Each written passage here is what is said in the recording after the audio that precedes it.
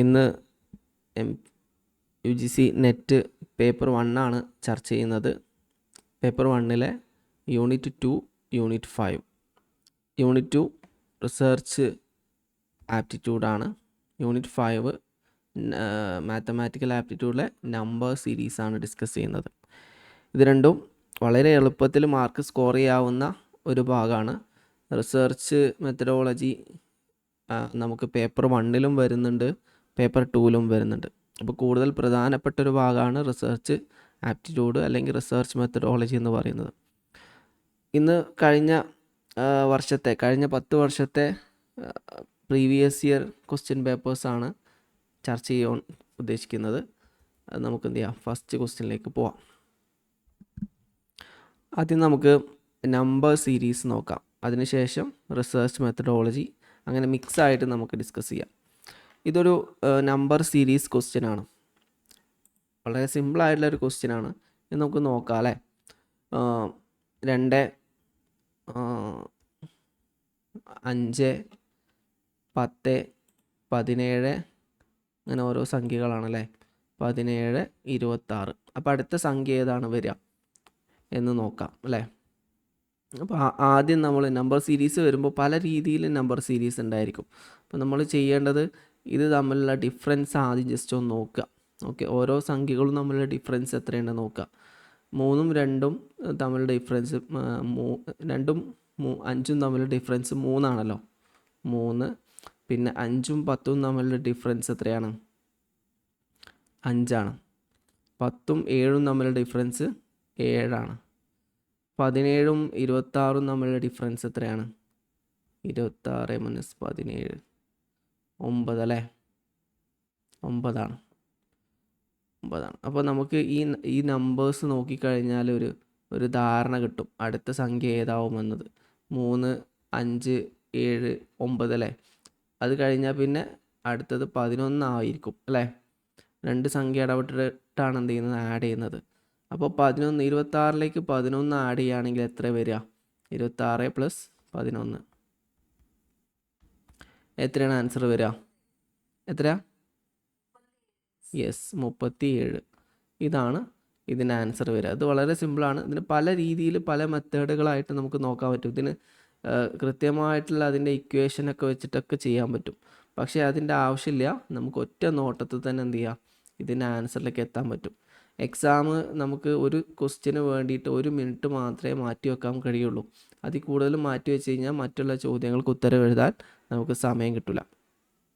അതുകൊണ്ട് തന്നെ number series നോക്കിയാൽ തന്നെ പെട്ടെന്ന് നോക്കുക, ഈ സംഖ്യകൾ തമ്മിലുള്ള ഡിഫറൻസ് നോക്കുക, അല്ലെങ്കിൽ ഇതിൻ്റെ സ്ക്വയർ നോക്കുക. ഇപ്പോൾ 2, 1 സ്ക്വയർ 2, 2 സ്ക്വയർ 4 ആണ്, 5 അല്ല. അപ്പോൾ ഈ രീതി വരില്ല. അങ്ങനെ പല രീതികളുണ്ട്. നമുക്ക് അടുത്ത ക്വസ്റ്റ്യൻ്റെ അടുത്തത് നോക്കാം. ഇനി നമുക്ക് റിസർച്ച് മെത്തഡോളജിയുമായി ബന്ധപ്പെട്ട ക്വസ്റ്റ്യനിലേക്ക് പോവാം. റിസർച്ച് മെത്തഡോളജിയുമായിട്ട് നമ്മൾ ക്വസ്റ്റ്യൻ ഡിസ്കസ് ചെയ്യുന്നതിന് മുമ്പ് റിസർച്ച് എന്ന് പറഞ്ഞാൽ എന്താണെന്ന് ജസ്റ്റ് ഒന്ന് നോക്കാം. റിസർച്ച് എന്ന് പറഞ്ഞാൽ എന്താണ് ശരിക്കും? റിസർച്ച്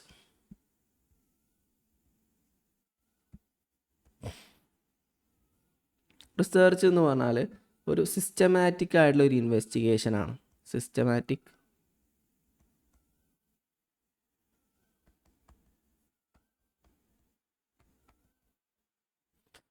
നമ്മൾ പല കാര്യങ്ങളും അന്വേഷിക്കാറുണ്ട് അല്ലേ. എല്ലാ അന്വേഷണങ്ങളും സിസ്റ്റമാറ്റിക് ആയിരിക്കണം എന്നില്ല. സ്റ്റെപ്പ് ബൈ സ്റ്റെപ്പ് പ്രൊസീജിയറോടുകൂടി സയൻറ്റിഫിക്കായിട്ട് മുൻകൂട്ടി തീരുമാനിക്കപ്പെട്ട പ്ലാനുകളോടുകൂടി അന്വേഷിക്കുന്നതിനെയാണ് എന്ത് പറയാം, സിസ്റ്റമാറ്റിക് ഇൻവെസ്റ്റിഗേഷൻ എന്ന് പറയാം. ചില കാര്യങ്ങൾ ഒരു റിസർച്ച് എന്ന് പറഞ്ഞാൽ ഓടി ചെന്നിട്ട് എന്ത് ചെയ്യൂല, ഡാറ്റ കളക്ട് ചെയ്യൂല. അതിനൊരു സിസ്റ്റമാറ്റിക് പ്രൊസീജിയർ ഉണ്ട്. സിസ്റ്റമാറ്റിക് പ്രൊസീജിയർ കൊണ്ട് ഉദ്ദേശിക്കുന്നത് നമുക്ക് നോക്കാം. ഓക്കെ, വിവിധ സ്റ്റെപ്സ് ആൻഡ് സ്റ്റേജസ് ഉണ്ട് എന്തിന്, റിസർച്ചിന്. Steps in research.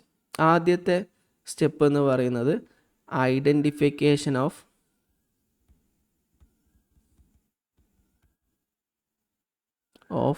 പ്രോബ്ലം.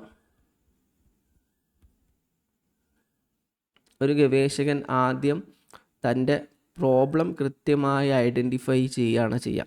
ചിലപ്പോൾ റിസർച്ചിന് വേണ്ടി നമുക്ക് പ്രോബ്ലം കണ്ടെത്തേണ്ടി വരും, ചിലപ്പോൾ ഓൾറെഡി പ്രോബ്ലം ഉണ്ടായിരിക്കും, പ്രശ്നം ഉണ്ടായിരിക്കും. അപ്പോൾ ആദ്യം എന്താണ്, ഐഡൻറ്റിഫിക്കേഷൻ ഓഫ് പ്രോബ്ലം ആണ്.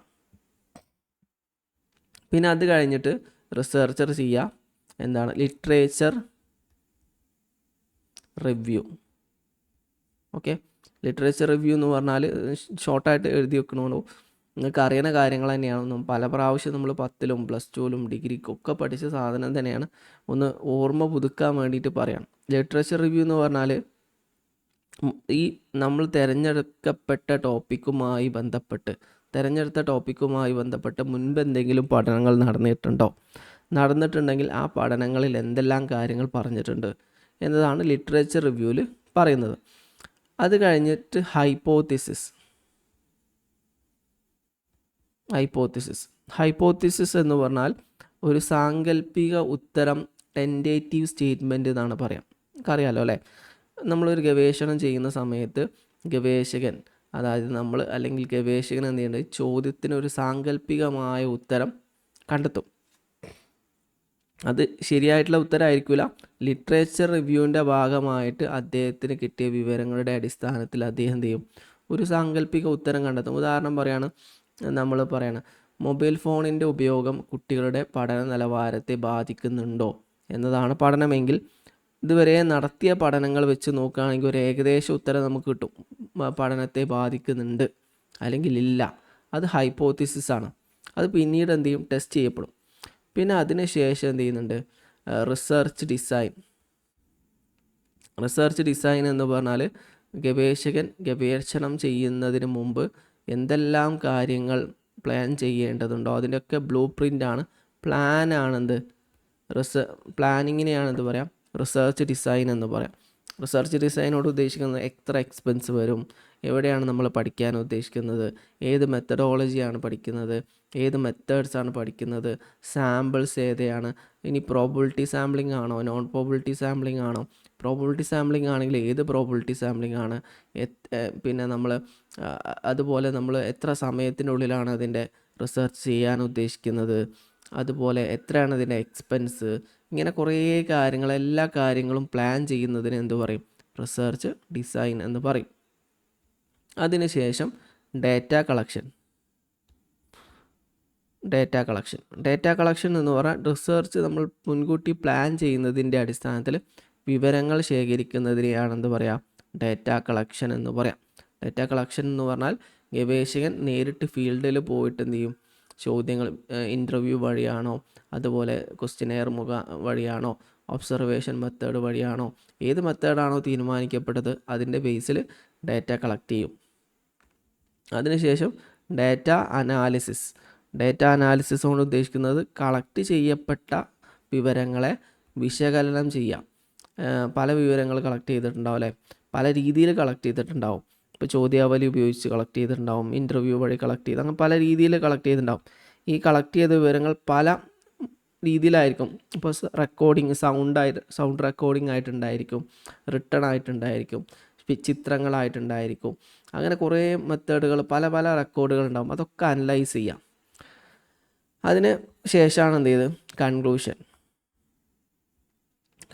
എന്ന് പറഞ്ഞാൽ നമ്മൾ ഈ അനലൈസ് ചെയ്തതിന് ശേഷം നമ്മൾ എന്ത് ചെയ്യുക, ഗവേഷകൻ നിഗമനത്തിലെത്തിച്ചേരുന്നതിനെയാണ് എന്ത് പറയുക, കൺക്ലൂഷൻ എന്ന് പറയാം. അതിനുശേഷം റിപ്പോർട്ട് റൈറ്റിംഗ്. ഓക്കെ, കൺക്ലൂഷൻ കഴിഞ്ഞതിന് ശേഷം ഗവേഷകൻ എന്ത് ചെയ്യും, ഒരു പ്രോപ്പറായിട്ടുള്ള റിപ്പോർട്ട് തയ്യാറാക്കും. റിപ്പോർട്ട് റൈറ്റിംഗ് പല രീതിയിലുണ്ട്. എന്തിനു വേണ്ടിയിട്ടാണോ ഒരാൾ റിസർച്ച് ചെയ്യുന്നത് അതിൻ്റെ ബേസിൽ അതിൻ്റെ റിപ്പോർട്ടുകളും മാറും. ഞാനൊരു PhD വിദ്യാർത്ഥിയാണ്, PhD പ്രബന്ധം എഴുതുകയാണ്. അപ്പോൾ അക്കാദമിക് പർപ്പസിന് വേണ്ടിയിട്ട് ഞാൻ PhD തീസിസ് എഴുതുമ്പോൾ അതിന് പ്രത്യേക ഫോർമാറ്റ് ഉണ്ട്. ഇനി ഞാനൊരു പോലീസുകാരനാണെന്ന് കരുതുക, ഒരു കേസ് അന്വേഷണത്തിൻ്റെ ഭാഗമായിട്ട് ഞാനൊരു അന്വേഷണം നടത്തി. അപ്പോൾ പോലീസ് ഉദ്യോഗസ്ഥൻ കേസ് അന്വേഷണത്തിൻ്റെ ഭാഗമായിട്ട് നടത്തിയ അന്വേഷണത്തിന് റിപ്പോർട്ട് എഴുതുമ്പോൾ അതിന് വേറെ രീതിയായിരിക്കും. ഞാനൊരു പത്രപ്രവർത്തകൻ എന്താണ്, ഒരു ആർട്ടിക്കിൾ പബ്ലിഷ് ചെയ്യാൻ വേണ്ടിയിട്ട് നടത്തിയ ഗവേഷണത്തിൻ്റെ ഭാഗമായിട്ട് എഴുതുന്ന റിപ്പോർട്ടാണെങ്കിൽ അതിന് വേറെ സ്റ്റൈലായിരിക്കും. അപ്പോൾ ചുരുക്കി പറഞ്ഞു കഴിഞ്ഞാൽ റിസർച്ച് മെത്തേഡിന് റിപ്പോർട്ട് റൈറ്റിങ്ങിന് പല രീതികളും പല വഴികളൊക്കെ ഉണ്ട്.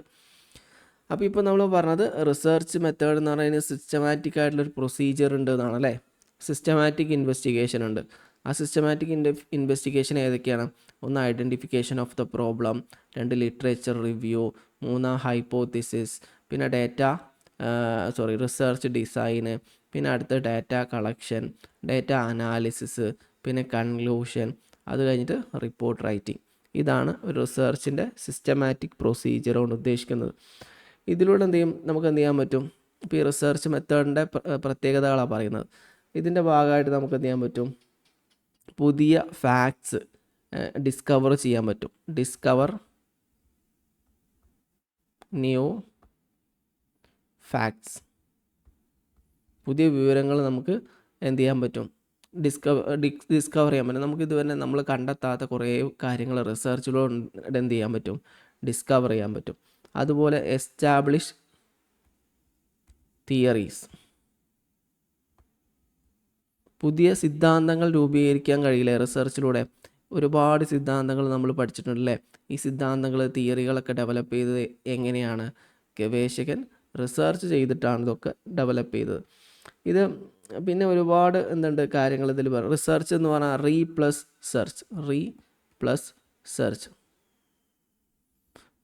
സെർച്ച് കൂടിയതാണ് റിസർച്ച് എന്ന് പറയുന്നത്. നമ്മൾ അന്വേഷിക്കുക, വീണ്ടും അന്വേഷിക്കുക. ഒരു കാര്യം നമ്മൾ അന്വേഷിച്ചിട്ട് കണ്ടെത്തി കഴിഞ്ഞാൽ നമുക്കതിൽ വീണ്ടും അന്വേഷിക്കാൻ പറ്റും. ഓക്കെ, അതുപോലെ വീണ്ടും അന്വേഷിക്കാൻ പറ്റും. അങ്ങനെ പുനരന്വേഷണം നടത്താൻ കഴിയും റിസർച്ചിൽ. മറ്റൊന്നാണെന്ത്?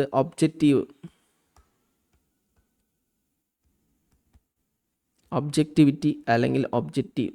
നമുക്ക് എന്ത് ചെയ്യാൻ പറ്റും? നമുക്ക് ഇത് ഗവേഷകൻ റിസർച്ച് ചെയ്യുന്നത് ശാസ്ത്രീയമായ തെളിവുകളുടെ അടിസ്ഥാനത്തിലാണ്. ഇവിടെ വ്യക്തിയുടെ ഒരു ഒപ്പീനിയൻ അല്ല റിസർച്ച് എന്ന് പറഞ്ഞാൽ. ഇത് ഒരാൾ റിസർച്ച് ചെയ്തൊരു കൺക്ലൂഷനിലെത്തുകയാണെങ്കിൽ കൺക്ലൂഷനിലെത്തിയ വിവരങ്ങൾ എന്താണ്? ഒബ്ജക്റ്റീവാണ്, ഒബ്സർവബിൾ ആണ്, എല്ലാവർക്കും ബുദ്ധിക്ക് ഉൾക്കൊള്ളാൻ പറ്റുന്ന രീതിയിലുള്ള വിവരങ്ങളായിരിക്കും. അതുപോലെ വെരിഫയബിൾ ആണ്. നേരത്തെ പറഞ്ഞ പോലെ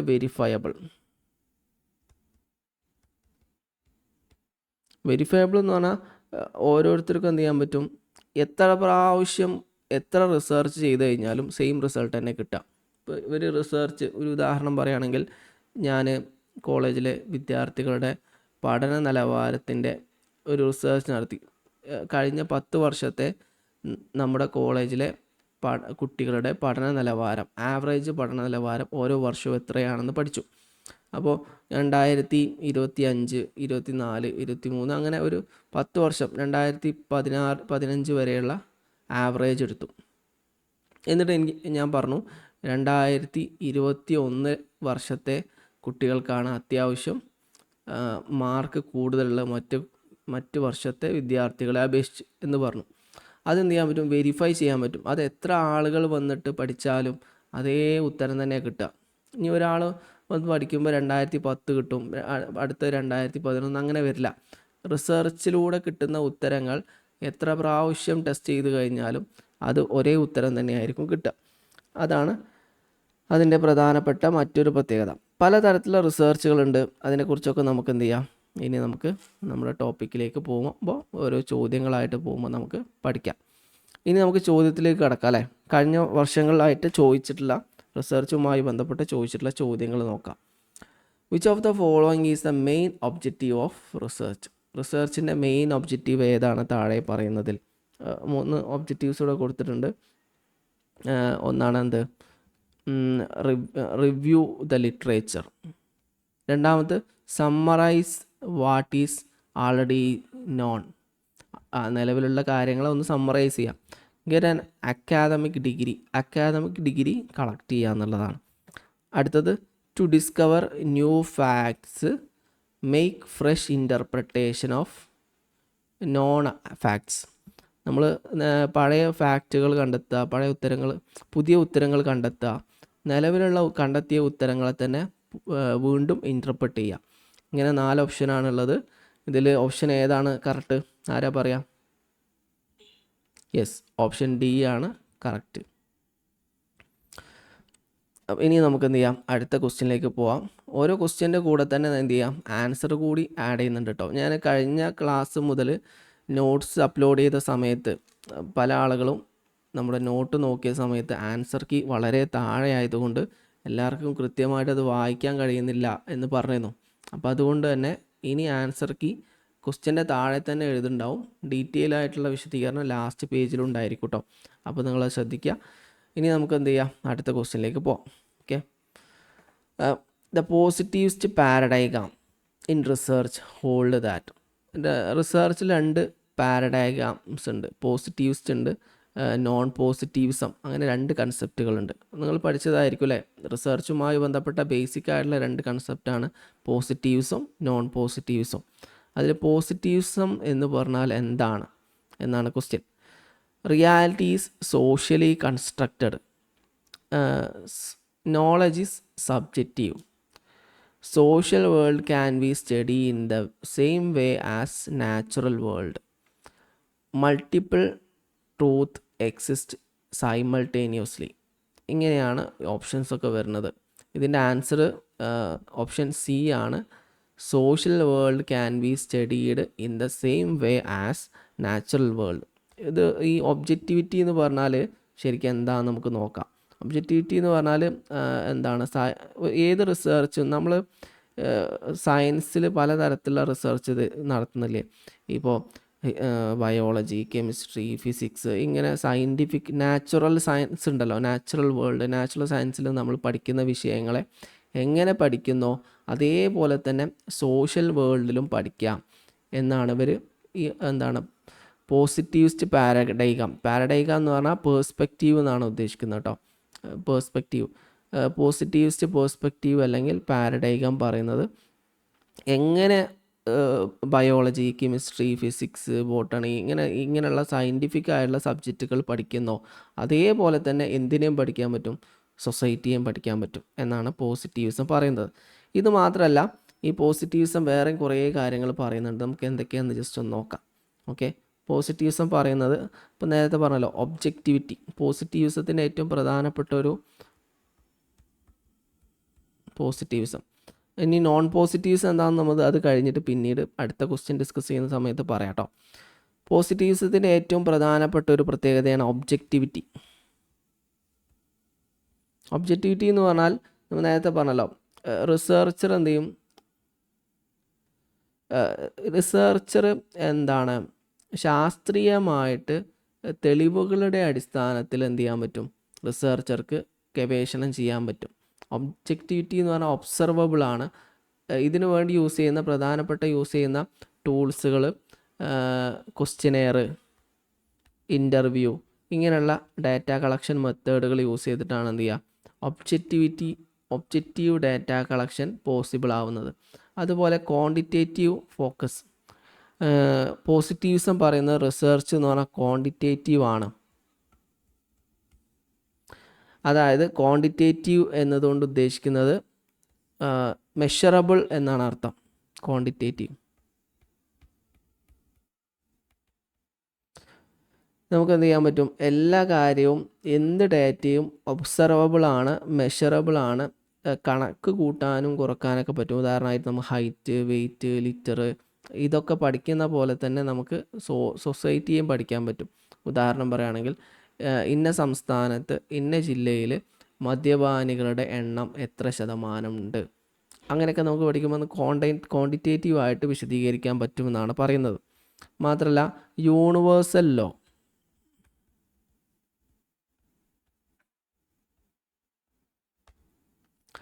എല്ലാ പ്രദേശത്തും എല്ലാ കാലഘട്ടത്തിലും അപ്ലൈ ചെയ്യാൻ പറ്റുന്ന യൂണിവേഴ്സൽ ലോ സാധ്യമാണ് എന്നാണ് പോസിറ്റീവിസ്റ്റ് തിങ്കേഴ്സ് പറയുന്നത്. ഒരു തിയറി രൂപീകരിച്ചു കഴിഞ്ഞാൽ ആ തിയറി എല്ലാ കാലഘട്ടത്തിലും പോസിബിൾ ആയിരിക്കും, എല്ലാ സമയത്തും പോസിബിൾ ആയിരിക്കും, എല്ലാ സ്ഥലങ്ങളിലും പോസിബിൾ ആയിരിക്കും. പിന്നെ ഇതിനൊക്കെ നേരെ ഓപ്പോസിറ്റാണ് എന്ത് ചെയ്യുക, നോൺ പോസിറ്റീവിസം പറയുന്നത് കേട്ടോ. നമുക്ക് അവിടെ ആ സമയത്ത് പറയാം. Scientific method.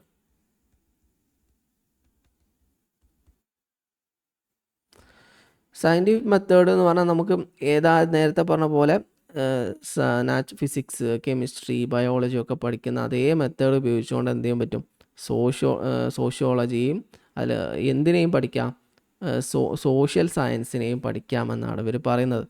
പിന്നെ അതുപോലെ കുറേ കാര്യങ്ങൾ പിന്നെയും വരുന്നുണ്ട്. ഈ വാല്യൂ ഫ്രീ,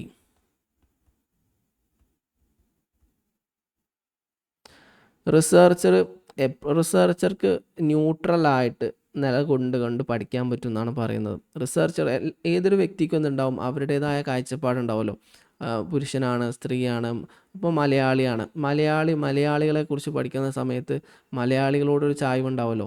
ഇന്ത്യക്കാരനെ കുറിച്ച് പഠിക്കുന്ന സമയത്ത് ഇന്ത്യക്കാരനോടൊരു ചായ്വുണ്ടായിരിക്കും.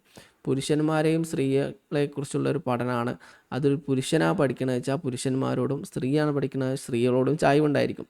ഇവിടെ പോസിറ്റീവ്സം പറയുന്നത് അങ്ങനെ ചായ്വുകളൊന്നും ഉണ്ടായിരിക്കില്ല. ന്യൂട്രൽ ആയിക്കൊണ്ട് തന്നെ എന്ത് ചെയ്യാൻ പറ്റും, പഠിക്കാൻ കഴിയും എന്നാണ് പോസിറ്റീവ്സം പറയുന്നത്. ഇതൊക്കെ റിസർച്ചിൻ്റെ പോസിറ്റിവിസ്റ്റ് പാരഡൈഗത്തിൻ്റെ പ്രത്യേകതകളാണ്.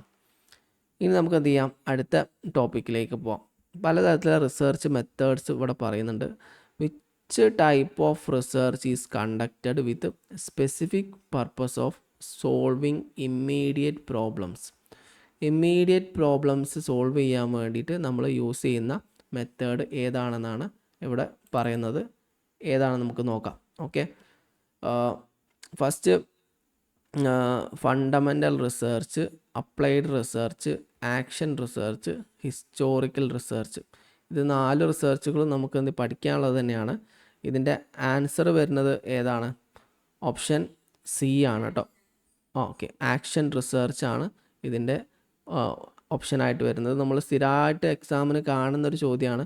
പലതരത്തിലുള്ള റിസർച്ചുകൾ ചോദിച്ചിട്ട് ഇതിൽ ഏത് റിസർച്ചാണ് നമുക്ക് ഇമ്മീഡിയറ്റ് പ്രോബ്ലം സോൾവ് ചെയ്യാൻ വേണ്ടി യൂസ് ചെയ്യുന്നത് എന്ന് ചോദിക്കും. ഇനി ഫണ്ടമെൻ്റൽ റിസർച്ച് എന്താണെന്നുള്ളത് അടുത്ത ചോദ്യങ്ങളിൽ നമുക്ക് വരുന്നതാണ്. സ്ഥിരമായിട്ട് ചോദിക്കുന്നതായതുകൊണ്ട് പലതും നമുക്ക് അറിയാവുന്നതുമായിരിക്കും. ഈ ആക്ഷൻ റിസർച്ചിൻ്റെ ഒരു പ്രത്യേകത എന്താ വെച്ചാൽ ഇത് ഇമ്മീഡിയറ്റ് ആപ്ലിക്കേഷനാണ്.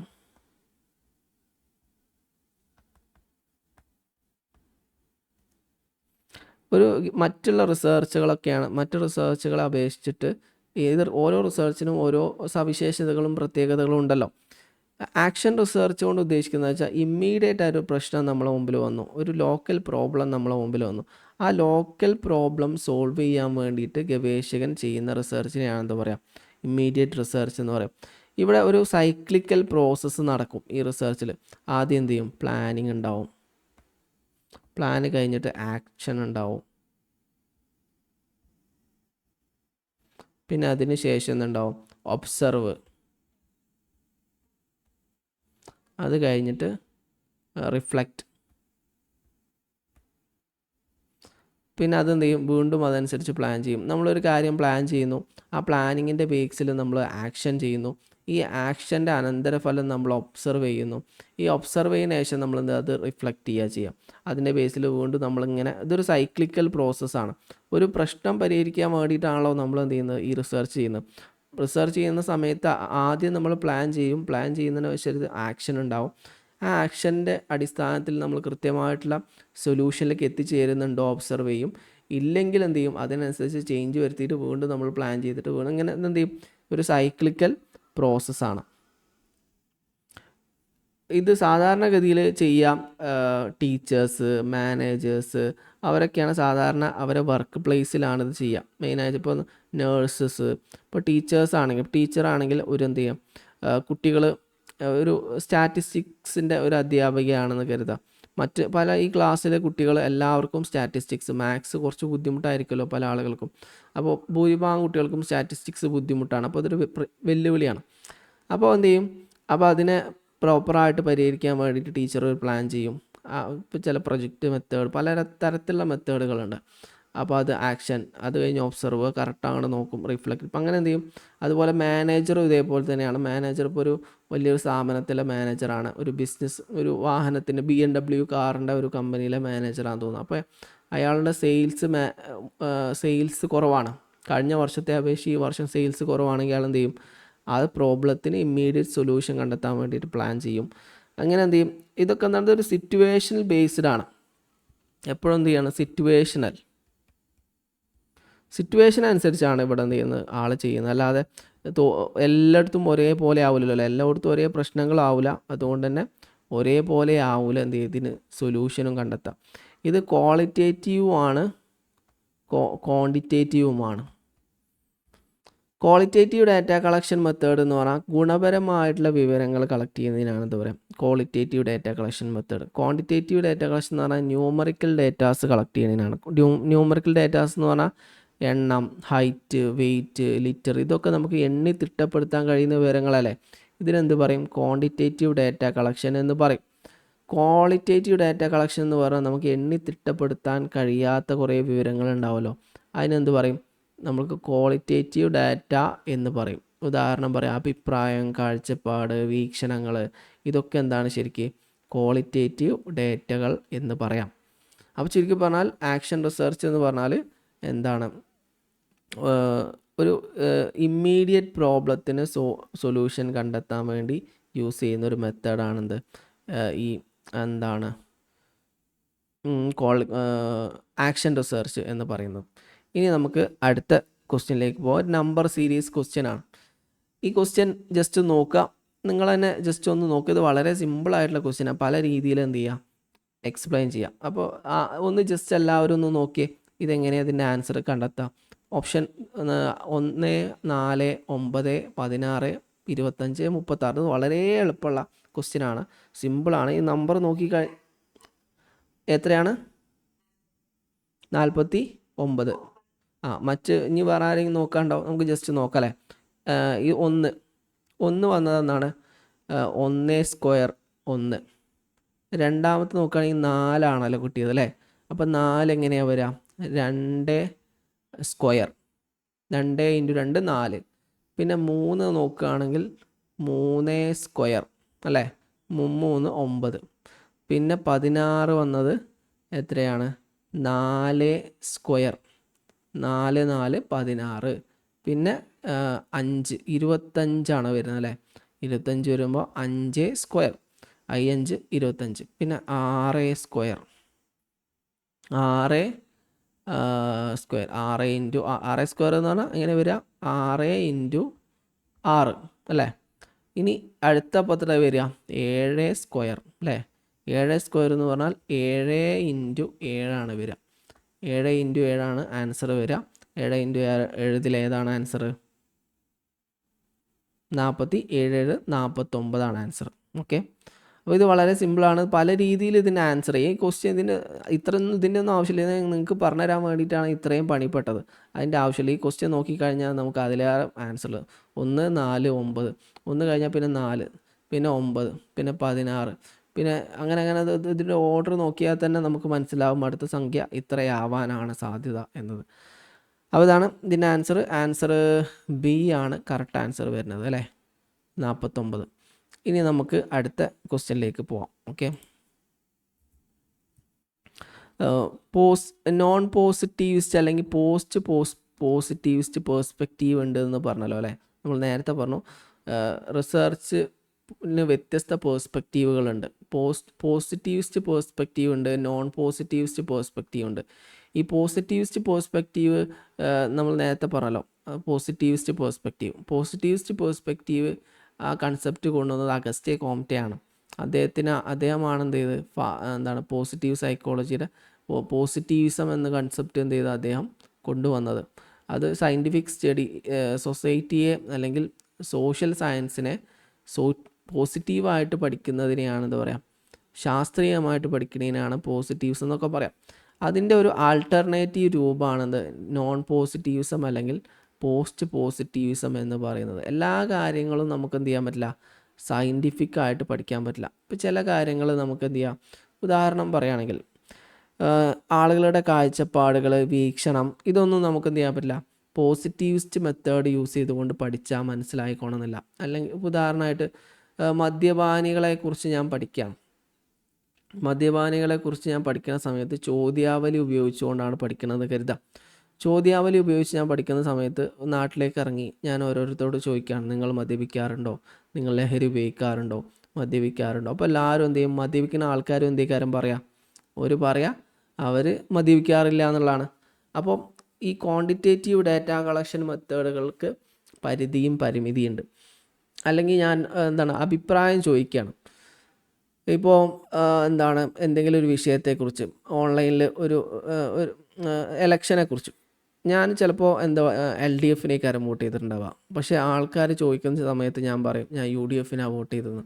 അപ്പോൾ അങ്ങനെ എന്തുണ്ട്, ഒപ്പീനിയൻസ് എപ്പോഴും എന്ത് ചെയ്യും, നമ്മൾ ചോദിക്കുന്ന സമയത്ത് ക്വാണ്ടിറ്റേറ്റീവ് ഡാറ്റ കളക്ഷൻ മെത്തേഡ് എപ്പോഴും എന്ത് ചെയ്യൂല, ഫലപ്രദമാവില്ല. അപ്പോൾ എന്ത് ചെയ്യും, അതിനൊരു ആൾട്ടർനേറ്റീവ് ആയിട്ടാണ് എന്ത് ക്വാളിറ്റേറ്റീവ് ഡാറ്റ കളക്ഷൻ മെത്തേഡ് നമ്മൾ യൂസ് ചെയ്യുന്നത്. അതിലൊരു പേഴ്സ്പെക്റ്റീവാണെന്ത് പോസ്റ്റ് പോസിറ്റീവ് വിസ്റ്റിക് അല്ലെങ്കിൽ നോൺ പോസിറ്റീവിസ്റ്റ് പേഴ്സ്പെക്റ്റീവ് അല്ലെങ്കിൽ അപ്രോച്ച് എന്ന് പറയുന്നത്. ഇതിലൊരുപാട് സ്കോളേഴ്സും തിങ്കേഴ്സൊക്കെ ഉണ്ട്. ഈ പോസ്റ്റ് പോസിറ്റീവ്സ് എന്ന് പറഞ്ഞാൽ യഥാർത്ഥത്തിൽ ഇതിൻ്റെ ആൻസർ ഓപ്ഷൻ നമുക്ക് നോക്കാം. ഒബ്ജക്റ്റീവിസം എന്ന് പറഞ്ഞാൽ നമ്മൾ നേരത്തെ പറഞ്ഞല്ലേ, ഒബ്ജക്റ്റീവിസം ശരിക്കും എന്താണ്, പോസിറ്റീവിസ്റ്റ് കൺസെപ്റ്റാണ്.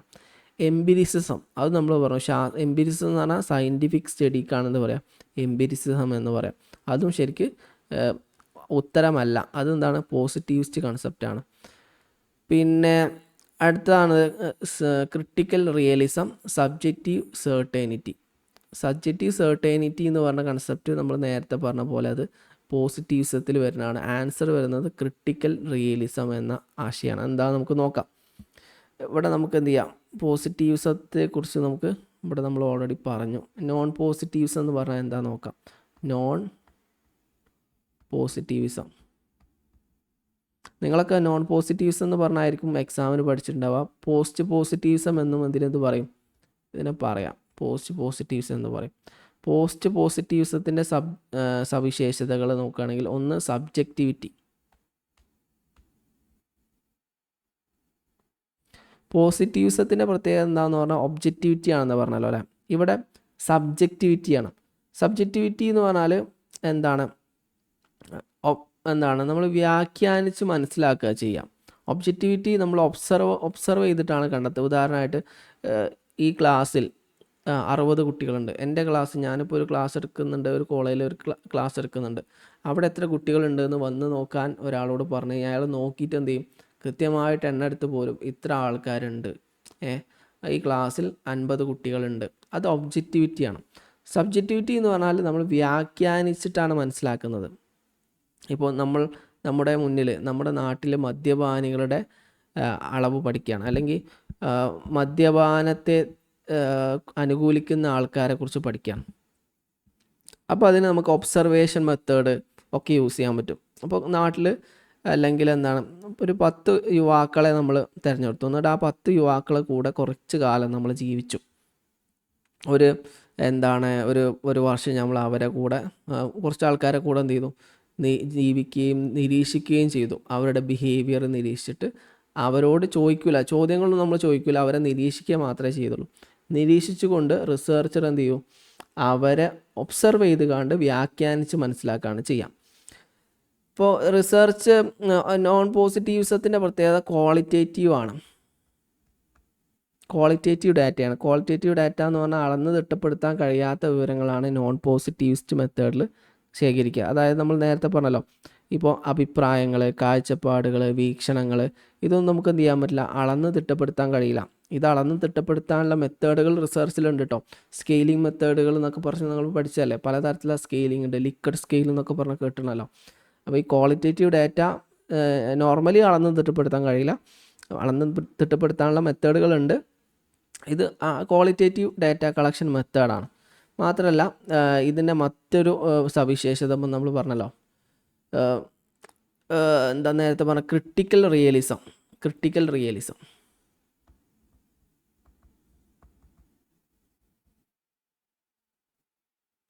ക്രിട്ടിക്കൽ റിയലിസം എന്ന് പറഞ്ഞാൽ ഇവർ പറയുന്നത് എന്താണ്, റിയാലിറ്റി എക്സിസ്റ്റ് ചെയ്യുന്നുണ്ട്, പക്ഷേ എന്ത് ചെയ്യുന്നുണ്ട്, അത് പെർഫെക്റ്റ് ആയിരിക്കില്ല എന്നുള്ളതാണ്. അതായത് എല്ലാം സോഷ്യലി കൺസ്ട്രക്റ്റഡ് ആണ്. അതായത് നമ്മൾ എന്ത് കാര്യങ്ങൾ മനസ്സിലാക്കുകയാണെങ്കിൽ അതൊക്കെ സൊസൈറ്റി എന്ത് ചെയ്താണ്, നിർമ്മിച്ചതായിരിക്കും. എല്ലാ ആശയങ്ങളും, ഇപ്പോൾ മാരേജ്, ഭരണ സംവിധാനങ്ങൾ, അങ്ങനെ എല്ലാ സാധനവും ഇവർ പറയുന്നത് സോഷ്യലി കൺസ്ട്രക്റ്റഡ് ആണ്. അതുകൊണ്ട് തന്നെ എല്ലാ സമയത്തും ശരിയായിക്കോണമെന്നില്ല. എല്ലാത്തിനും വ്യത്യസ്ത എന്തുണ്ട്, മീനിങ് ഉണ്ടായിരിക്കും. ഒക്കെ ഇംപെർഫെക്റ്റ് ആണെന്നാണ് പോസിറ്റീവിസം പറയുന്നത്. അത് സ്വയം നിലനിൽക്കുന്നതല്ല, സമൂഹം അതിനെ കൺസ്ട്രക്റ്റ് ചെയ്തതാണ്. അതിനെ ക്രിട്ടിക്കൽ റിയലിസം എന്ന് പറയുന്നത്. റിയാലിറ്റി എക്സിസ്റ്റ് ചെയ്യുന്നുണ്ട്, പക്ഷേ എന്ത് ചെയ്യുന്നുണ്ട്, അത് ഇംപെർഫെക്റ്റ് ആണ് എന്നാണ് പറയുന്നത്. എല്ലാ റിയാലിറ്റിയും അത് കുറച്ചും കൂടി ഡീറ്റെയിൽ ആയിട്ട് നമുക്ക് റിസർച്ചൊക്കെ പഠിക്കുന്ന സമയത്ത് നിങ്ങൾ പഠിച്ചത് തന്നെയായിരിക്കും. അത് കുറച്ച് ഡീപ്പായിട്ടുള്ള കൺസെപ്റ്റുകളാണ്. റിയാലിറ്റി എക്സിസ്റ്റ് ചെയ്യുന്നുണ്ട്, പക്ഷെ അത് ഇംപെർഫെക്റ്റ്ലി ആണ് എന്നാണ് അത് പറയുന്നത്. പിന്നെ അതുപോലെ മൾട്ടി മെത്തഡോളജി അല്ലെങ്കിൽ മൾട്ടി മെത്തേഡ്സ് ഇവർ യൂസ് ചെയ്യാറുണ്ട്. മൾട്ടി മെത്തേഡ്സ് റിസർച്ചിന് വേണ്ടിയിട്ട് ഇവർ സാധാരണഗതിയിൽ എന്ത് ചെയ്യുന്നുണ്ട്, വ്യത്യസ്ത മെത്തഡോളജികൾ ഒരേ സമയത്ത് യൂസ് ചെയ്യാറുണ്ട്. അതിന് ട്രയാങ്കുലേഷൻ എന്നാണ് പറയാം. ട്രയാങ്കുലേഷൻ.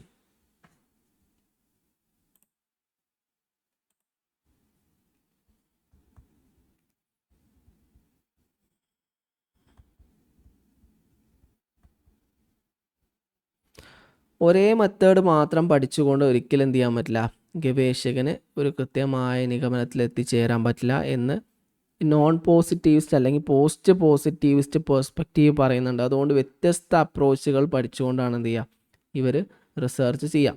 മറ്റൊന്നാണെന്ത്, value laden.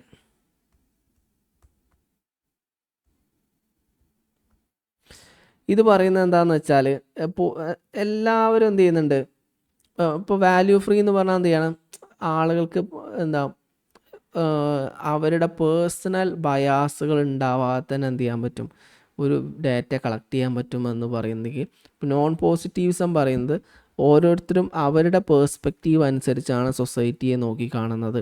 അതുകൊണ്ട് ഏതൊരു വ്യക്തി നോക്കുമ്പോഴും അയാളുടെ കാഴ്ചപ്പാടനുസരിച്ച് മാത്രമേ എന്ത് ചെയ്യുള്ളൂ, അയാൾക്ക് കാണാൻ കഴിയുള്ളൂ. അത് വാല്യൂലേഡാണ്. ഇപ്പോൾ പൂർണ്ണമായിട്ടും എന്ത് ചെയ്യാൻ പറ്റില്ല, എല്ലാ കാര്യങ്ങളും നമുക്ക് ഒബ്സർവ് ചെയ്ത് കണ്ടെത്താൻ പറ്റില്ല. നമ്മളെപ്പോഴും ഒബ്സർവ് ചെയ്യുന്നത് നമ്മുടെ പേഴ്സ്പെക്റ്റീവ് അനുസരിച്ചാണ് നമുക്ക് കാണാൻ പറ്റുള്ളൂ എന്നതാണ് ഇതിൻ്റെ മെയിനായിട്ടുള്ള ഡിഫറൻസ് എന്ന് പറയുന്നത്. അപ്പോൾ ഇതിൻ്റെ ഓപ്ഷൻ എന്ന് പറയുന്നത് ഓപ്ഷൻ സി ആണ്, ക്രിട്ടിക്കൽ റിയലിസമാണ്. ഇനി നമുക്ക് അടുത്ത ക്വസ്റ്റ്യനിലേക്ക് പോവാം. A research characteristic that involve requirement of verifying the findings by other is known as research characteristics that involves requirement of verifying the finding by other. ഒരു റിസർച്ച് ക്യാരക്ടറിസ്റ്റിക്സ് ആണ് മറ്റുള്ള ആൾക്കാർ റിസർച്ചിൻ്റെ ഫൈൻഡിങ് വെരിഫൈ ചെയ്യണമെന്നത്. അത് താഴെ പറയുന്ന ഏത് കൺസെപ്റ്റിലാണ് അത് വിശദീകരിക്കുന്നതെന്നാണ് ചോദിക്കുന്നത്. ഒന്ന് റിലയബിലിറ്റി, റിപ്ലിക്കബിലിറ്റി, ഒബ്ജക്റ്റിവിറ്റി, വാലിഡിറ്റി. ഇങ്ങനെ 4 ഓപ്ഷൻസ് ആണുള്ളത്. അതിൽ ആൻസർ, ഇത് സിമ്പിളായി ഇതിൻ്റെ ആൻസർ വരുന്നത് റിപ്ലിക്കബിലിറ്റി ആണ് കേട്ടോ. റിപ്ലിക്കബിലിറ്റി ആണ് ഇതിൻ്റെ ആൻസർ. റിലയബിലിറ്റിയും ഒബ്ജക്റ്റിവിറ്റിയും വാലിഡിറ്റി അല്ല. ഈ റിപ്ലിക്കബിലിറ്റി എന്ന് പറഞ്ഞാൽ എന്താണെന്ന് നോക്കാം. റിപ്ലിക്കബിലിറ്റി എന്ന് പറഞ്ഞാൽ അതിൽ കുറേ കാര്യങ്ങൾ അതിൽ വരുന്നുണ്ട്. റിപ്ലിക്കബിലിറ്റീൻ്റെ ഒരു പ്രധാനപ്പെട്ട ഒരു ഭാഗമാണ് വെരിഫിക്കേഷൻ.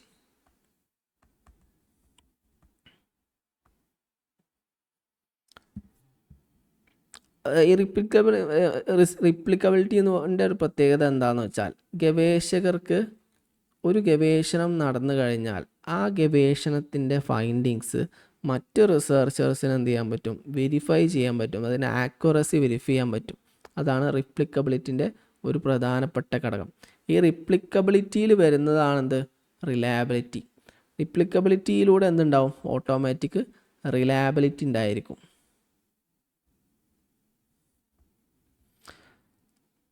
പല പ്രാവശ്യം അങ്ങനെ നമ്മൾ വെരിഫൈ ചെയ്യുന്ന സമയത്തേ ഞാൻ എന്ത് ചെയ്തു, ഉദാഹരണം പറയാം. ഞാനൊരു ഗവേഷണം നടത്തി. ഗവേഷണം ഒന്നുമില്ല, എൻ്റെ ക്ലാസ്സിൽ 60 കുട്ടികളുണ്ട്. ഈ 60 കുട്ടികളിൽ കഴിഞ്ഞ സെമിസ്റ്ററും ഈ സെമിസ്റ്ററും കമ്പയർ ചെയ്യുകയാണെങ്കിൽ ഏത് സെമിസ്റ്ററാണ് കുട്ടികൾക്ക് കൂടുതൽ മാർക്ക് എന്ന് ഞാൻ നോക്കുകയാണ്. 5th സെമ്മും അതുപോലെ തന്നെ 6th സെമ്മുമാണ് ഞാൻ നോക്കിയത്. അതിൽ 5th സെമ്മിലെയും 6th സെമ്മിലെയും കുട്ടികളുടെ മാർക്ക് അനലൈസ് ചെയ്തിട്ട് ഏത് സെമ്മിലാണ് കുട്ടികൾക്ക് കൂടുതൽ മാർക്ക് എന്ന് ഞാൻ പഠിച്ചു. അപ്പോൾ അതിൽ നിന്ന് എനിക്ക് എന്ത് മനസ്സിലായി, 5th സെമ്മിലാണ് കുട്ടികൾക്ക് കൂടുതൽ മാർക്ക് കിട്ടിയിട്ടുള്ളത് 6th സെമ്മിനെ അപേക്ഷിച്ച്. അപ്പോൾ ഇത് എന്ത് ചെയ്യാൻ പറ്റും, മറ്റ് റിസർച്ചേഴ്സിന് എന്ത് ചെയ്യാൻ പറ്റും, ഇത് വെരിഫൈ ചെയ്ത് നോക്കാൻ പറ്റും. അവർ ടെസ്റ്റ് ചെയ്യുമ്പോഴും എന്തുണ്ടാവും, ഇതേ ആൻസർ തന്നെ കിട്ടുക. 5th സെമ്മിലുള്ള സ്റ്റുഡൻസിനാണ് കൂടുതൽ മാർക്ക് 6th സെമ്മിനെ അപേക്ഷിച്ച് കിട്ടുക എന്ന് പറയും. അതിന് വെരിഫിക്കേഷൻ എന്ന് പറയും. ഈ വെരിഫിക്കേഷൻ്റെ ഭാഗമായിട്ട് എന്തുണ്ടാവും, റിലയബിലിറ്റി ഉണ്ടാവും. റിലയബിലിറ്റി എന്ന് പറഞ്ഞാൽ നമുക്കത് വിശ്വാസ്യത ഉണ്ടാവുമല്ലോ. റിലയബിലിറ്റി എന്ന് പറഞ്ഞാൽ എത്ര പ്രാവശ്യം നമ്മൾ അളക്കുകയാണെങ്കിലും ഒരേ അളവ് കിട്ടുന്നതിനാണ് എന്ത് പറയാം, റിലയബിലിറ്റി എന്ന് പറയാം. അതിൻ്റെ പ്രത്യേകത ഇത് ഈ റിപ്ലിക്കബിലിറ്റീൻ്റെ മറ്റൊരു പ്രത്യേകത എന്താ വെച്ചാൽ സയൻറ്റിഫിക് ആണ്.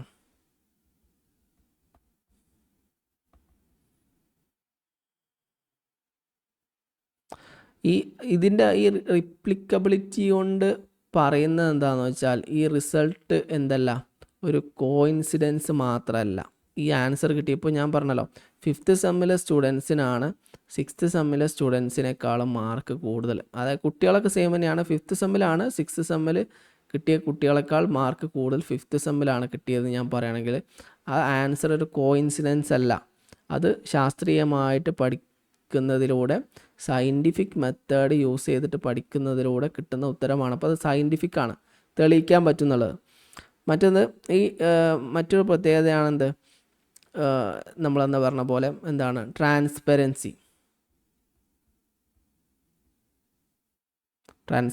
ഇതൊക്കെ എന്താണ് ശരിക്കും നമ്മൾ ഫസ്റ്റ് പറഞ്ഞില്ലേ, നമ്മൾ ആദ്യം റിസർച്ച് എന്താണെന്ന് പറഞ്ഞിട്ട് ഓരോന്ന് വിശദീകരിച്ചില്ലേ. ഈ റിസർച്ചിൽ പറയുന്നതാണ്, ഇതൊക്കെ അതിൽ വരുന്നതാണ്. റിസർച്ചിൻ്റെ ഓരോ പ്രത്യേകതകളാണ്. ട്രാൻസ്പെറൻസി, സയൻറ്റിഫിക് ആണ് എന്നൊക്കെ പറഞ്ഞൊക്കെ ഇതിൽ ഓരോ പ്രത്യേകതകളാണ്. അതുപോലെ തന്നെ എന്ത് ചെയ്യാൻ പറ്റും, നമുക്ക് ട്രാൻസ്പെറൻ്റ് ആണ്.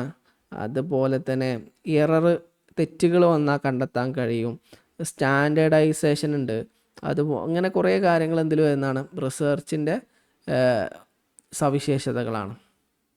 ഇനി നമുക്ക് എന്ത് ചെയ്യാം, അടുത്ത ചോദ്യത്തിലേക്ക് പോവാം. ഫണ്ടമെൻ്റൽ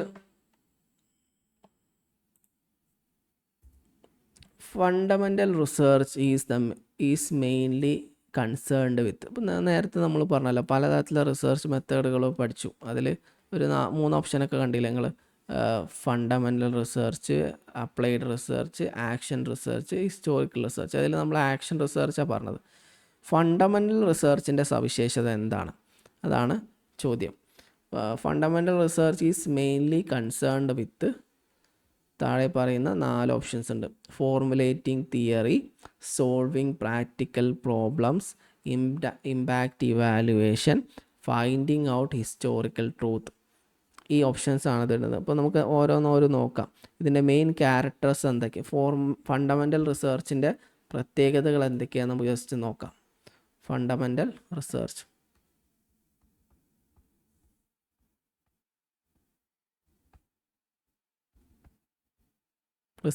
ഫണ്ടമെൻ്റൽ റിസർച്ചിൻ്റെ ക്യാരക്ടറിസ്റ്റിക്. ഒന്ന് തിയറി ബിൽഡിംഗ്.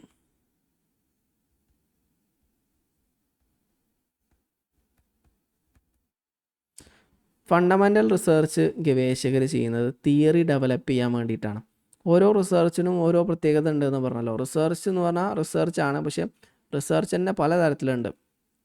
ചിലത് തിയറി ബിൽഡ് ചെയ്യാൻ വേണ്ടിയിട്ടായിരിക്കും, ചിലത് പ്രാക്ടിക്കൽ സൊല്യൂഷൻ കണ്ടെത്താൻ വേണ്ടിയിട്ടായിരിക്കും. അങ്ങനെ പല പല ഉദ്ദേശങ്ങളുണ്ടായിരിക്കും. അപ്പോൾ ഇവിടെ ഫണ്ടമെൻ്റൽ റിസർച്ചിൻ്റെ പ്രത്യേകത അത് തിയറി ഡെവലപ്പ് ചെയ്യാൻ വേണ്ടിയിട്ടും ജനറൽ പ്രിൻസിപ്പിൾസ് ഡെവലപ്പ് ചെയ്യാൻ വേണ്ടിയിട്ടുമാണ് യൂസ് ചെയ്യുക. ഇതിന് മറ്റൊരു പേരാണെന്ത്, ബേസിക് റിസർച്ച്.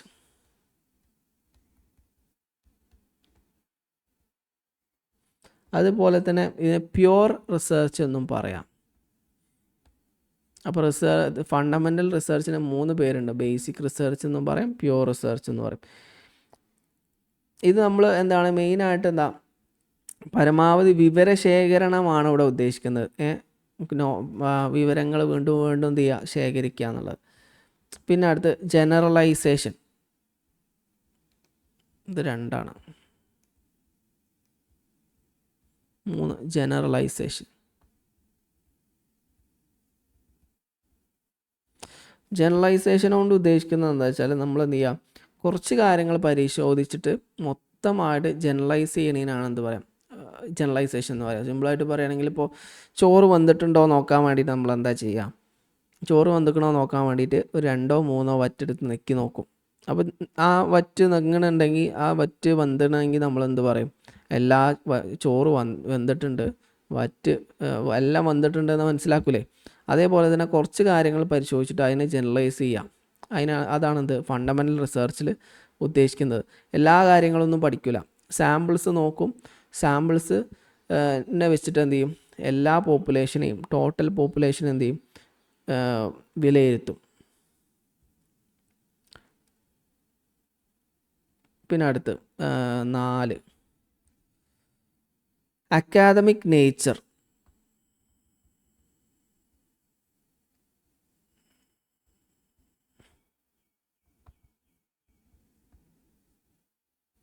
ഫണ്ടമെൻ്റൽ റിസർച്ചിൻ്റെ ഒരു പ്രത്യേകത, ഇത് എന്താണ്, ഇമ്മീഡിയറ്റ് പ്രാക്ടിക്കൽ ആപ്ലിക്കേഷന് വേണ്ടിയിട്ടല്ല. അതായത് നമ്മളൊരു പ്രശ്നം പരിഹരിക്കാൻ വേണ്ടിയിട്ടൊന്നല്ല ഈ റിസർച്ച് നടത്തുന്നത്.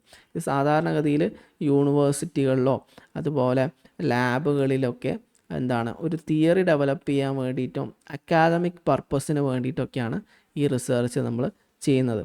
ഇതിന് എന്താണ് broad സ്കോപ്പാണ്, 5 broad scope.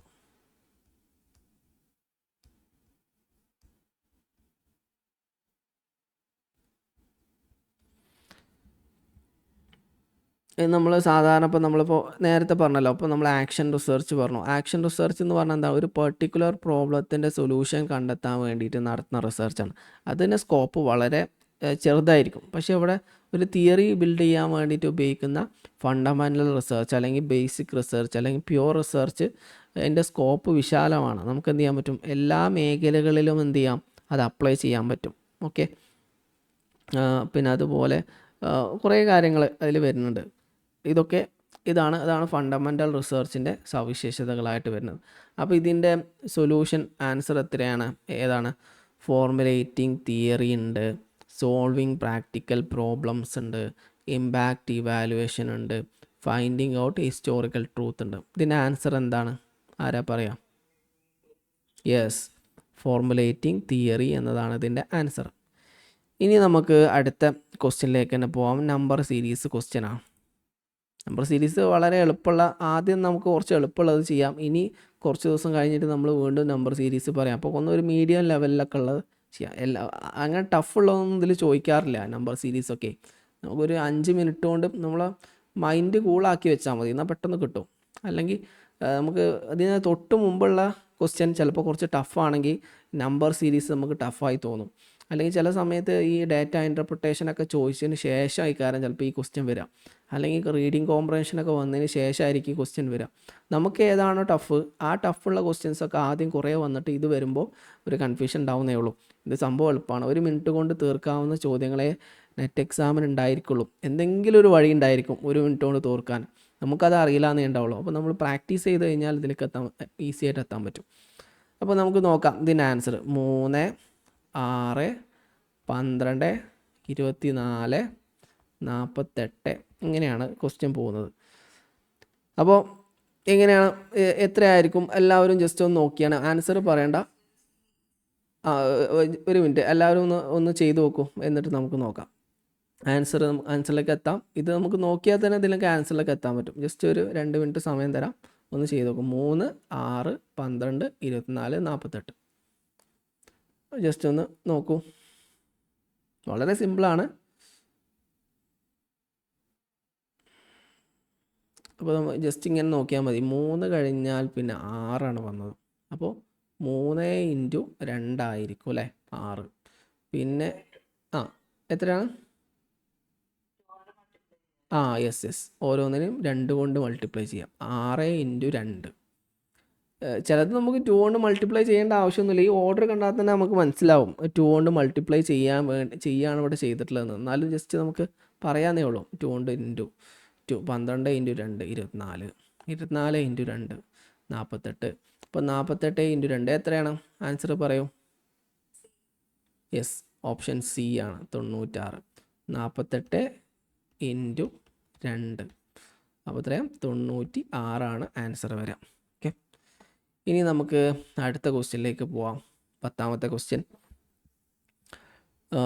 The characteristics of research that refers to extent to which the study is free from bias. Free from bias എന്നത് താഴെ പറയുന്ന ഏത് കൺസെപ്റ്റുമായി ബന്ധപ്പെട്ടതാണെന്നാണ് ക്വസ്റ്റ്യൻ. നമ്മൾ നേരത്തെ പറഞ്ഞതായിരുന്നു. നേരത്തെ നമ്മൾ ക്വസ്റ്റ്യനിൽ ഓരോന്നോരോന്ന് റിസർച്ച് ചെയ്ത് പറഞ്ഞല്ലോ. പോസിറ്റീവ്സം എന്നൊക്കെ പറഞ്ഞപ്പോൾ നമ്മൾ ഡിസ്കസ് ചെയ്താണ് ഇവിടെ പറഞ്ഞിരുന്നു. Reliability reliability, validity, objectivity, generalisability. Reliability എന്ന് പറഞ്ഞാൽ എന്താ ശരിക്കും? റിലയബിലിറ്റി എന്ന് പറഞ്ഞാൽ എത്ര പ്രാവശ്യം നമ്മൾ ഒരു ടെസ്റ്റ് നടത്തുമ്പോഴും സെയിം ഉത്തരം കിട്ടുകയാണെങ്കിൽ അത് റിലയബിൾ എന്ന് പറയാൻ പറ്റും. വിശ്വാസയോഗ്യമാണ്, കൺസിസ്റ്റൻസി. ഉദാഹരണം പറയുകയാണെങ്കിൽ ഞാൻ എൻ്റെ വെയിറ്റ് നോക്കാൻ വേണ്ടിയിട്ട് ഒരു മെഷീൻ വാങ്ങി. ഞാനതിൽ വെയിറ്റ് നോക്കി 50 കിലോ. പിന്നെ കുറച്ച് നേരം കഴിഞ്ഞ് വീണ്ടും നോക്കി, അപ്പോഴും 50 കിലോ. പിന്നെ നോക്കി, അപ്പോഴും 50 കിലോ. അപ്പോൾ അത് കൺസിസ്റ്റൻ്റ് ആണല്ലേ. അപ്പോൾ അത് നമുക്ക് വിശ്വാസയോഗ്യമാണ്. പക്ഷേ അത് ശരിയാവണമെന്നൊന്നുമില്ല. എത്ര പ്രാവശ്യം ടെസ്റ്റ് ചെയ്യുമ്പോഴും സെയിം ഉത്തരം തന്നെയാണ് കിട്ടുന്നത് വെച്ചാൽ അത് റിലയബിൾ ആണ്. പക്ഷെ വാലിഡ് ആവണമെന്നില്ല. വാലിഡിറ്റി എന്ന് പറഞ്ഞാൽ എന്താണോ നമ്മൾ മെഷർ ചെയ്യാൻ ഉദ്ദേശിക്കുന്നത് അത് തന്നെ നമുക്ക് മെഷർ ചെയ്ത് കിട്ടുമ്പോഴാണ് ഇത് വാലിഡ് ആവുന്നത്. ഉദാഹരണം പറയുകയാണെങ്കിൽ എൻ്റെ വെയിറ്റ് 70 കിലോ ആണ്. ഞാൻ തൂക്കുന്ന സമയത്ത് എനിക്ക് കൃത്യം 70 തന്നെ കിട്ടുകയാണെങ്കിൽ അത് വാലിഡ് ആണെന്ന് പറയുള്ളൂ. വാലിഡിറ്റി എന്താണോ ഉദ്ദേശിക്കുന്നത്, എന്താണോ നമ്മൾ മെഷർ ചെയ്യാൻ ഉദ്ദേശിക്കുന്നത് അത് തന്നെ മെഷർ ചെയ്ത് കിട്ടണതിന് വാലിഡിറ്റി എന്ന് പറയും. റിലയബിലിറ്റി എന്ന് പറഞ്ഞാൽ എന്താണ്? കൺസിസ്റ്റൻസിയാണ്. പല പ്രാവശ്യം നമ്മൾ ഡാറ്റ കളക്ട് ചെയ്യുന്ന സമയത്തും ഒരു ഉത്തരം തന്നെ കിട്ടുകയാണെങ്കിൽ റിലയബിലിറ്റി എന്ന് പറയാം. പിന്നെ ജനറലൈസബിലിറ്റി എന്ന് പറഞ്ഞാൽ എന്താണ്? ജനറലൈസബിലിറ്റി എന്ന് പറഞ്ഞാൽ നമ്മൾ തൊട്ടുമ്പോൾ അരി വന്ന കാര്യമൊക്കെ പറഞ്ഞില്ലേ, ചോറ് വെന്തിക്കണോ നോക്കാൻ വേണ്ടിയിട്ട് നമ്മൾ എന്താ ചെയ്യുക? എല്ലാ വറ്റും നെക്കി നോക്കൂലല്ലോ. ഒരു 2-3 വറ്റ് നെക്കി നോക്കിയിട്ട് ചോറ് വെന്തണോ എന്ന് ഉറപ്പ് വരുത്തും. അതിന് ജനറലൈസബിലിറ്റി എന്ന് പറയും. കുറച്ച് കാര്യങ്ങൾ മാത്രം മെഷർ ചെയ്തിട്ട് മൊത്തം പോപ്പുലേഷൻ എങ്ങനെയാണെന്ന് വിലയിരുത്തും.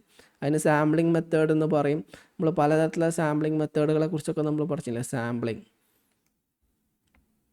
പ്ലസ് ടുവിലെ പഠിക്കാനുള്ളതാണ് ഈ സാമ്പിളിംഗ് മെത്തേഡ്.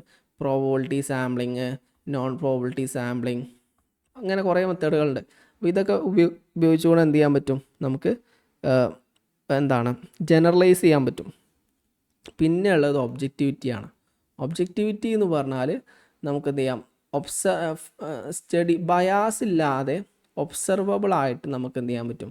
ഒരു കാര്യം വിശദീകരിക്കാൻ കഴിയുന്നതിനാണ് ഒബ്ജക്റ്റിവിറ്റി എന്ന് പറയാം. ഒബ്ജക്റ്റിവിറ്റി എപ്പോഴും എന്താവും? സയൻറ്റിഫിക് ആയിരിക്കും. ഒബ്ജക്റ്റീവായിട്ട് പറയുമ്പോൾ ഒബ്ജക്റ്റിവിറ്റിയുടെ പ്രത്യേകത എന്താണെന്ന് വെച്ചാൽ അതേ ഉത്തരം എല്ലാവർക്കും കിട്ടുന്നുള്ളതാണ്.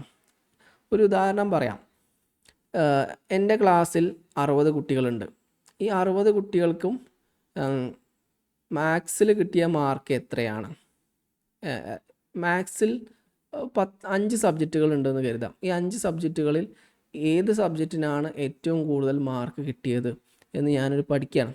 അപ്പോൾ മാത്സിലാണ് ഏറ്റവും കൂടുതൽ മാർക്ക് കിട്ടിയതെന്ന് ഞാൻ കണ്ടെത്തി. ഇത് വേറൊരാൾ വരികയാണ്. വേറൊരാൾ വന്നിട്ട് വീണ്ടും ഇതേ പഠനം നടത്തുമ്പോൾ അയാൾക്കും ഇതേ ആൻസറാണ് കിട്ടുക. ഒരു 10 ആൾക്കാർ വന്ന് പഠിച്ചാലും എന്തേ കിട്ടുള്ളൂ? ഈ മാത്സ് തന്നെ കിട്ടുള്ളൂ. കാരണം അതെന്താണ്? ഒബ്ജക്റ്റീവാണ്, ശാസ്ത്രീയമായിട്ടാണ് പഠിക്കുന്നത്. അവർക്ക് കിട്ടിയ മാർക്കുകളൊക്കെ അനലൈസ് ചെയ്തിട്ടാണ് എന്ത് ചെയ്യുന്നത്? പഠിക്കുന്നത്. ഈ സബ്ജക്റ്റിവിറ്റി എന്ന് പറഞ്ഞൊരു കൺസെപ്റ്റ് ഉണ്ട്. സബ്ജക്റ്റിവിറ്റി നമ്മൾ നേരത്തെ പറഞ്ഞല്ലോ. സബ്ജക്റ്റിവിറ്റി എന്ന് പറഞ്ഞാൽ എപ്പോഴും എന്ത് ചെയ്യാണ്?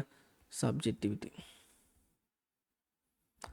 ബയാസോട് കൂടിയുള്ള പഠനമായിരിക്കും. ഇവിടെ ഓരോരുത്തരുടെയും പേഴ്സ്പെക്റ്റീവ് അനുസരിച്ചാണ് എന്ത് ചെയ്യുന്നത്? കാര്യങ്ങളെ വിശദീകരിക്കുന്നത്. ഇപ്പോൾ കാൾ മാർക്സിൻ്റെ പേഴ്സ്പെക്റ്റീവിൽ എന്താ പറയുന്നത്? സൊസൈറ്റിയിൽ എന്തുണ്ട്? ക്ലാസ് കോൺഫ്ലിക്റ്റ് ഉണ്ട്. സൊസൈറ്റിയിൽ കാൾ മാർക്സ് പറയുന്നത് എന്താ വെച്ചാൽ എല്ലാ സൊസൈറ്റിയിലും എന്തുണ്ട്? ഉള്ളവനും ഇല്ലാത്തവനും തമ്മിലുള്ള അന്തരമുണ്ട്. എല്ലാ സൊസൈറ്റിയിലും 2 വിഭാഗം ആളുകളുണ്ട്. ഉള്ളവനുണ്ട്, ഇല്ലാത്തവനുണ്ട്. ഉള്ളവൻ ഇല്ലാത്തവനെ ചൂഷണം ചെയ്യുന്നു. അത് കാൾ മാർക്സിൻ്റെ ഒരു പേഴ്സ്പെക്റ്റീവാണ്. ഇനി ഫെമിനിസ്റ്റ് പേഴ്സ്പെക്റ്റീവ് പറയുകയാണെങ്കിൽ എന്തുണ്ട്? ഒരു ജെൻഡർ ബയാസ് സൊസൈറ്റിയിൽ നിലനിൽക്കുന്നുണ്ട്. സ്ത്രീയും പുരുഷനും ഉണ്ട്. എപ്പോഴും എന്ത് ചെയ്യും? പുരുഷ മേധാവിത്വം സൊസൈറ്റിയിലുണ്ട്. സ്ത്രീകളെ പുരുഷന്മാർ ചൂഷണം ചെയ്യുന്നു. അത് ഇനി ഓരോ പേഴ്സ്പെക്റ്റീവ് നോക്കുകയാണെങ്കിൽ പോസ്റ്റ് മോഡേണിസം, അങ്ങനെ ഓരോരോ പേഴ്സ്പെക്റ്റീവ് ഉണ്ടല്ലോ. ഓരോ പേഴ്സ്പെക്റ്റീവും ഓരോ കണ്ണാടികളാണ്. ഓരോ കണ്ണാടിയിലും നോക്കുമ്പോൾ ഓരോന്നാണ് നമുക്ക് കാണാം. ഇപ്പോൾ നമ്മൾ പ്ലാനറ്റോറിയത്തിലൊക്കെ പോയി കഴിഞ്ഞാൽ അവിടെ പല മിറർസ് കണ്ടിട്ടുണ്ടാവും അല്ലേ? ഓരോ മിററിൽ നോക്കിയാലും നമ്മളെ പല പല ഷേപ്പുകളാണ് കാണാം. തടിച്ച രൂപം, മെലിഞ്ഞ രൂപം. ഇതാണ് സബ്ജക്റ്റിവിറ്റി എന്ന് പറഞ്ഞാൽ. സബ്ജക്റ്റിവിറ്റി ഓരോരുത്തരെയും വ്യാഖ്യാനിച്ച് മനസ്സിലാക്കുന്നതാണ്. അതെന്ത് ചെയ്യും? എപ്പോഴും ശരിയാവണമെന്നില്ല. ഇപ്പം ഞാൻ എന്ത് ചെയ്യാണ്? ഒരു ആദിവാസി വിഭാഗത്തെ പഠിക്കാൻ പോവുകയാണ്. അപ്പോൾ പഠിക്കുന്ന സമയത്ത് ഞാൻ ഒബ്സർവേഷൻ മെത്തേഡാണ് യൂസ് ചെയ്തത്. ഒബ്സർവേഷൻ മെത്തേഡ് എന്ന് പറഞ്ഞാൽ നിരീക്ഷണം. അത് നിരീക്ഷിക്കുന്നത് ഞാനാണ് അത് ഇൻ്റർപ്രറ്റ് ചെയ്യുന്നത്. ഞാൻ ചോദ്യങ്ങളൊന്നും ചോദിക്കില്ല. ഞാൻ അവരെ കൂടെ ഇങ്ങനെ കൂടിയിട്ട് ഒരു വർഷം ഞാൻ അവരെ കൂടെ അവരെ വസ്ത്രം ധരിച്ച്, അവരെ ഭക്ഷണം കഴിച്ച്, അവരെ ഭാഷ സംസാരിച്ച്, അവരെ കൂടെ കൂടി. എന്നിട്ട് ഞാനെന്ത് ചെയ്യണം? അവരെ ഇൻ്റർപ്രറ്റ് ചെയ്യണം. അങ്ങനെ ഇൻ്റർപ്രറ്റ് ചെയ്യുന്ന സമയത്ത് അവരെ ഞാൻ വ്യാഖ്യാനിക്കുമ്പോൾ എന്ത് സംഭവിക്കും? എൻ്റെ ഒരു കാഴ്ചപ്പാടനുസരിച്ചാണ് ഞാൻ അവരെ വ്യാഖ്യാനിക്കുക. എൻ്റെ ഒരു കാഴ്ചപ്പാടുണ്ടായിരിക്കും. അപ്പോൾ അതിന് ബയാസ് എന്ന് പറയും. എൻ്റെ കാഴ്ചപ്പാട് കടന്നുകൂടുന്നതിന് സബ്ജക്റ്റിവിറ്റി എന്ന് പറയും. സബ്ജക്റ്റിവിറ്റിയിൽ എന്തുണ്ടാവും? ബയാസ് സംഭവിക്കാനുള്ള സാധ്യത കൂടുതലാണ്. ബയാസ് ഉണ്ടാവും എന്നല്ല പറയുന്നത്, ബയാസ് സംഭവിക്കാനുള്ള സാധ്യത വളരെ കൂടുതലാണ്. എന്നാൽ ഒബ്ജക്റ്റിവിറ്റിയിലാണ് കേട്ടോ. സബ്ജക്റ്റിവിറ്റിയിൽ ബയാസ് സംഭവിക്കാനുള്ള സാധ്യത കൂടുതലാണ്. എന്നാൽ ഒബ്ജക്റ്റിവിറ്റിയിൽ ഒരിക്കലും എന്ത് ചെയ്യില്ല? ബയാസ് സംഭവിക്കില്ല. കാരണം നമുക്ക് കൃത്യമായ വിവരങ്ങൾ കിട്ടിയതിൻ്റെ അടിസ്ഥാനത്തിൽ മാത്രമേ എന്ത് ചെയ്യുള്ളൂ? നമ്മൾ ഉത്തരത്തിലേക്ക് എത്തുള്ളൂ. ഇപ്പോൾ ഞാൻ നേരത്തെ പറഞ്ഞല്ലോ, എൻ്റെ ക്ലാസ്സിൽ ഏത് സബ്ജക്റ്റിലാണ് കുട്ടികൾക്ക് കൂടുതൽ മാർക്ക് കിട്ടിയത്, അതിന് കൃത്യമായ ഉത്തരം നമ്മളെ കയ്യിലുണ്ട്. ഫിസിക്സിൽ ഇത്ര മാർക്ക്, കെമിസ്ട്രിയിൽ ഇത്ര മാർക്ക്, ബയോളജിയിൽ ഇത്ര മാർക്ക്, ഓരോന്നിൻ്റെയും മാർക്ക് എന്നിട്ട് നമുക്ക് റിപ്പോർട്ടായിട്ട് കിട്ടും. ആ റിപ്പോർട്ട് നോക്കിയിട്ടാണ് നമ്മൾ എന്ത് ചെയ്യുന്നത്? വിലയിരുത്തുന്നത്. അപ്പോൾ ഒബ്ജക്റ്റീവാണ്, നമുക്ക് കാണാനും തൊടാനൊക്കെ പറ്റും. അപ്പോൾ കാണാൻ പറ്റും, കണ്ടത് നമ്മൾ വിലയിരുത്താണ്. ഇവിടെ അങ്ങനെയല്ല. സബ്ജക്റ്റീവ് എന്ന് പറഞ്ഞാൽ നമ്മൾ കണ്ട് വ്യാഖ്യാനിക്കുകയാണ്. അപ്പോൾ വ്യാഖ്യാനിച്ചിട്ട് പഠിക്കുന്നതിനാണ് എന്ത് പറയുക? സബ്ജക്റ്റിവിറ്റി എന്ന് പറയാം. നമ്മൾ എന്താണ് വ്യക്തമായ തെളിവുകളോടെ വിശദീകരിക്കുന്നതിന് ഒബ്ജക്റ്റിവിറ്റി എന്നും പറയും. ഇതാണ് ഇതിൽ വരുന്നത്. അപ്പോൾ ഓപ്ഷൻ സി ആണ് ഇതിൻ്റെ ആൻസർ വരുന്നത്. ഇനി നമുക്ക് എന്ത് ചെയ്യാം? അടുത്ത ക്വസ്റ്റ്യനിലേക്ക് പോവാം. Which of the following research type focus on here and now context? Here and now context ചർച്ച ചെയ്യുന്ന ടോപ്പിക്ക്, റിസർച്ച് മെത്തേഡ് ഏതാണെന്നാണ് ചോദ്യം. ഓക്കെ, അത് ഓപ്ഷൻ ഏതായിരുന്നു? നമ്മൾ നേരത്തെ എന്താണ്? ഓപ്ഷൻ സി ആണ്. ആക്ഷൻ റിസർച്ച് ആണ്. നമ്മൾ തൊട്ട് മുകളിൽ പറഞ്ഞ ആൻസർ ആണല്ലോ. ആക്ഷൻ റിസർച്ചിൻ്റെ പ്രത്യേകം ഹിയർ ആൻഡ് നോ എന്ന് പറഞ്ഞാൽ ഇപ്പോൾ റിയൽ ലൈഫ് പ്രോബ്ലത്തിനാണ് അവിടെ എന്ത് ചെയ്യുന്നത്? സൊല്യൂഷൻ കണ്ടെത്തുന്നത്. അപ്പം അതിനെ എപ്പോഴും ഫോക്കസ് ചെയ്യുക. എന്താണ് ഇപ്പോഴത്തെ പ്രശ്നം, എന്താണ് ആ പ്രശ്നത്തിൻ്റെ പരിഹാരം എന്താണ്, അതാണ് ഇവിടെ ചർച്ച ചെയ്യുക. ഇനി ഒരു ക്വസ്റ്റ്യൻ കൂടെ നമുക്ക് നോക്കാം. ഇത് നമ്പർ സീരീസ് ക്വസ്റ്റ്യൻ ആണ്. ഇത് വളരെ എളുപ്പമുള്ള ക്വസ്റ്റ്യൻ ആട്ടോ. ജസ്റ്റ് ഒന്ന് നോക്കിയാണ്, ആൻസർ പറയണ്ട, ഞാൻ നോക്കിയിട്ട് ആൻസർ എല്ലാവരും ചെക്ക് ചെയ്തിട്ട് പറയാം. 1 1 2 അവിടെ ഉണ്ടല്ലോ അല്ലേ.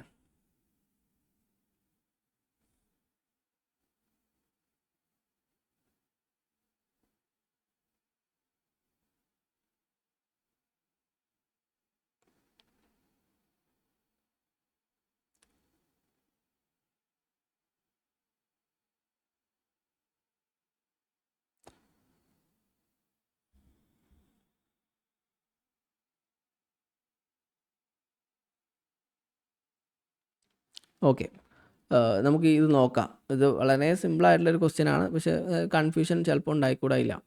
ഇവിടെ 1,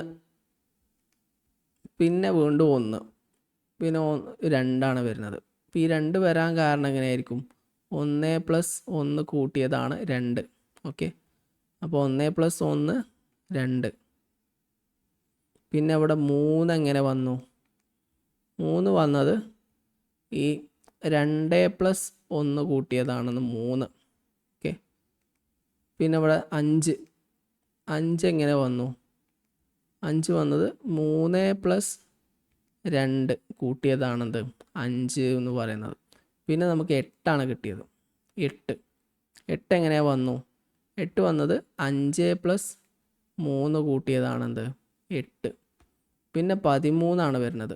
13 എങ്ങനെയാണ് വന്നത്? 13 വന്നത് 8 + 5 9 10 11 12 13. അപ്പോൾ 5 + 8 13 എന്ന് വരുന്നത്.